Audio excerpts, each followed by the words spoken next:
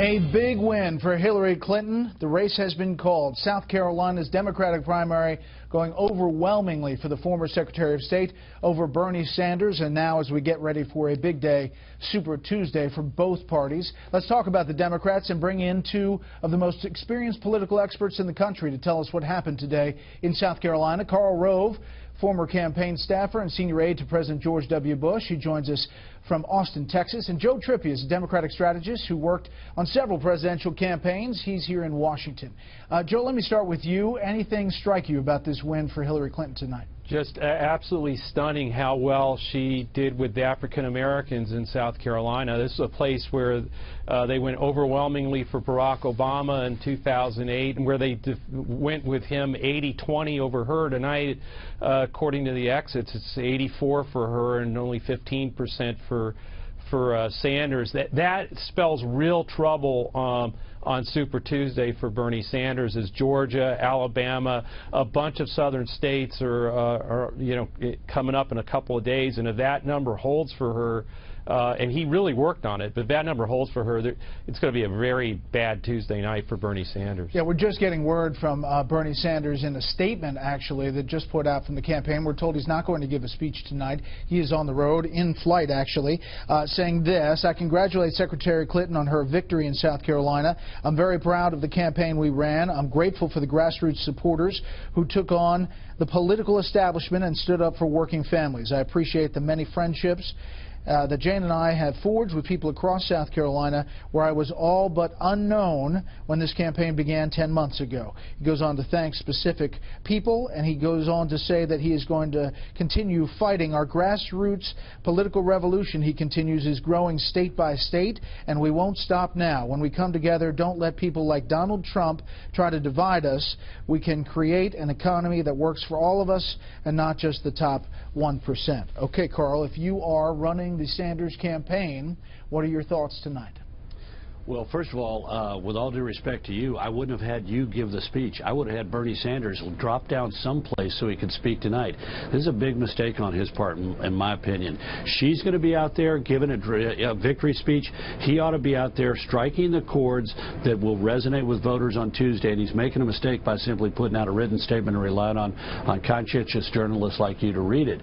I'm with Joe. Jaw-dropping support among African Americans. In fact, if this 84-16 number holds up, and black turnout is roughly 60, 61, 62%. Think about this. She could have won the election in South Carolina, albeit narrowly, without a single white vote, given the support that she would have, that she has received tonight among African Americans. In fact, you'd have to have an electorate that is roughly 80% white and less than 20% African American in order for Bernie Sanders to have won South Carolina, given the breakdown between blacks for Hillary and whites for Sanders. So, Joe, is this the Obama coalition coming together behind Hillary Clinton, and is the embrace of President Obama in her campaign now a smart strategic move? Well, I think it's parts of the coalition are coming together. Obviously, Bernie Sanders is still doing remarkably well with millennials, younger voters. The problem for him has always been, and I've thought this from the beginning, there are plenty of, he does well with white progressives and well with younger voters. There's plenty of those in Iowa and New Hampshire, and then, frankly, the more diverse Democratic Party of African Americans, Latinos, Asians starts to come into play, and he's known that. That's why he's worked so hard. You had Spike Lee radio ads, all kinds of different tactics that he took to try to break into this this formidable strength she has among African Americans. It just has not worked, and he's running out of time now, because in 3 days, on Tuesday, a lot of these states are looking a lot more like South Carolina than they are like New Hampshire. So, Joe, let me ask you, do you agree with Charles Krauthammer that barring the Comey primary, that something happening with the FBI investigation, that Hillary Clinton is on her way to be the Democratic nominee? Oh, undoubtedly. This is a huge... look, South Carolina broke her back last time. This time, it could very well be the state that broke Bernie Sanders. Karl, you agree? I do, but I do think two things. One is I think Bernie Sanders is going to stay in to the end because he's got a cause. We have started a revolution. We are going to, the economy is rigged against the little guy, and we need to tear down Wall Street and create an economy that helps all Americans regardless of their status or their wealth. And that message is more powerful than I'm the experienced person who can win in November. So he'll be there for a long time. The second thing I'd say is this: let's be a little bit careful. I'm not certain she's going to be able to get these kind of numbers in the African-American community outside of the South. Even in South Carolina, the African-American community is more moderate and less liberal. Lots of people there serving in the national defense of the country, working at a military base, serving in the military. A little bit more conservative, that is to say more moderate African-American population in the South. And one other minor note, and I agree, I totally agree that Hillary Clinton is the Democratic nominee, but there are going to be some surprises, and we may have some surprises in Texas. Remember, in the Nevada caucuses, he beat her among Latinos. Now, I was shocked.